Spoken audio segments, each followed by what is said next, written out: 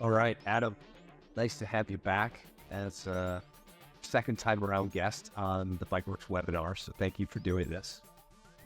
The first time we talked specifically about StateRAMP regulation, and we talked about what had changed on those regulations in 2023.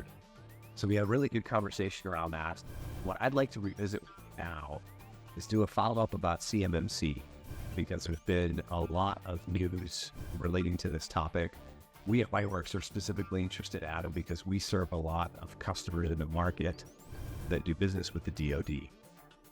So we thought bringing some helpful market knowledge would be a good thing for folks right now, given all the attention that this topic is getting.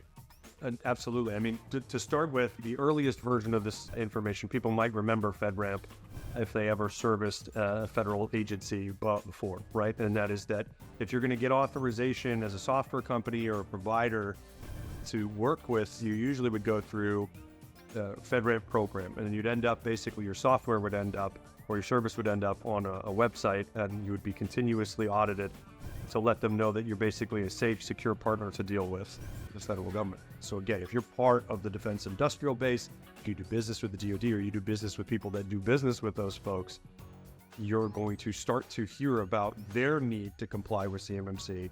And one of the big news items to come out in a memo about this from the DoD was that there is something called FedRAMP equivalency that they're going to need for cloud providers.